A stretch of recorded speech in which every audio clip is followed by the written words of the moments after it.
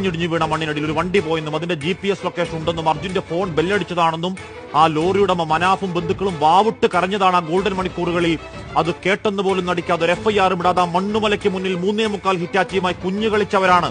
ഇനിയും പൊതിഞ്ഞു പറയേണ്ടതല്ല, അത് പൊറുക്കാവതല്ല. ആ കോഴിക്കോട്ടെ ഒരു വീടിന്റെ വേദന നാടിന്റെ വേദനയാകുമ്പോഴാണ് രാഷ്ട്രീയ നേതൃത്വം ഇടപെട്ടപ്പോൾ മാത്രമാണ് ആ കല്ലിന് കാറ്റുപിടിച്ച സംവിധാനം അനക്കം വെച്ചത്. ഇന്നലെ ഉച്ചയ്ക്കാണ്. അപ്പോഴാ പ്രാണൻ മണ്ണിനടിയിൽപ്പെട്ട് മണിക്കൂറുകൾ 75. വൈകിയാണെങ്കിലും രക്ഷാപ്രവർത്തനം സജ്ജമായല്ലോ ദൈവമേ എന്ന് നെടുവേർപ്പിട്ടവർക്ക് മുന്നിൽ രാത്രി 9 ആകുമ്പോഴേക്കും ഉത്തര കന്നഡ സംവിധാനങ്ങൾ സർക്കാർ ജോലി കണക്കെ തെരച്ചിൽ നിർത്തി കടയും പൂട്ടി വീട്ടിൽ പോയിട്ട് റഡാർ സംവിധാനം തെരയാൻ തുടങ്ങിയത് 5-ാം നാൾ ഇന്ന് രാവിലെ 10:30.